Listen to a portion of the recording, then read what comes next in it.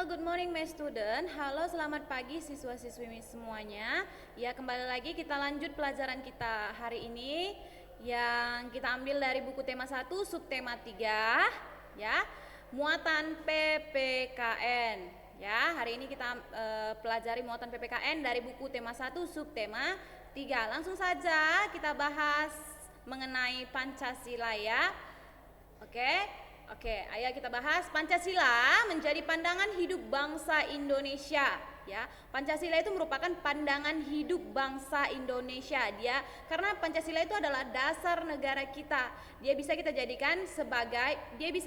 Negara kita ini jadikan sebagai pandangan hidup ya, pandangan hidup bangsa Indonesia. Maka dari itu, perilaku dan sikap masyarakatnya haruslah mencerminkan nilai-nilai luhur Pancasila.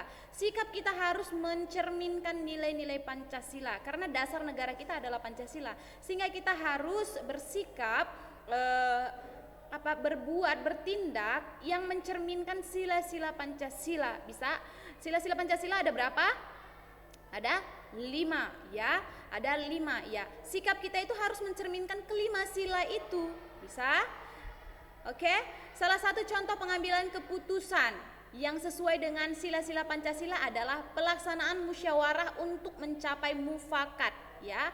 Mufakat atau kesepakatan bersama. Mufakat adalah kebulatan pendapat atau suara dari peserta rapat. Nah, jadi kalau ada suatu rapat itu diadakan suatu musyawarah. Nah, kesepakatan yang diperoleh dari situ adalah disebut mufakat. Bisa?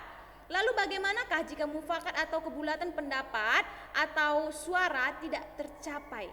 Ya. Bagaimana kalau mufakat tidak tercapai?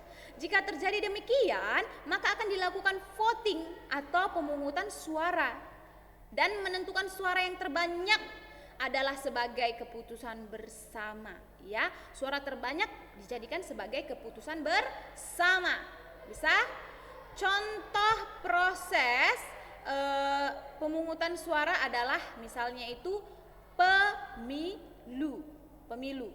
Baik pemilihan presiden maupun anggota DPR ataupun DPD maupun pemilihan kepala daerah atau pilkada atau kepala desa, ataupun kalau yang paling sering kita lakukan adalah kalau di sekolah itu contoh di sekolah itu adalah pemilihan ketua kelas, sekretaris, bendahara. Itu yang kita lakukan ya.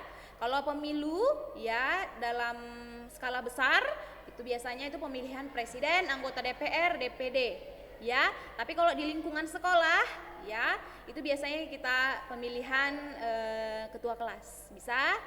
Nah, kalau sudah paham, hari ini kita masuk ke soal ya. Soal kita hari ini, tugas kita hari ini adalah membuat laporan mengenai pengambilan keputusan yang sesuai dengan nilai-nilai Pancasila.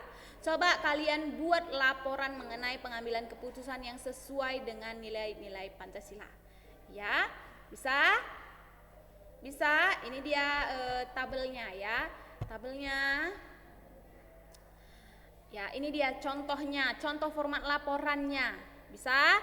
Nanti kalian kerjakan seperti ini, buat dia formatnya seperti yang Miss tunjukkan ini.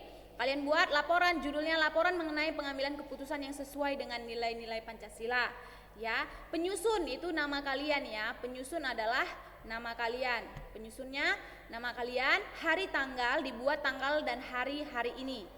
Ya, bisa hari ini dan tanggal hari ini juga bisa. Isi laporannya itu masukkan di dalam tabel. Ya, bisa. Isi laporannya masukkan ke dalam tabel. Kalian tuliskan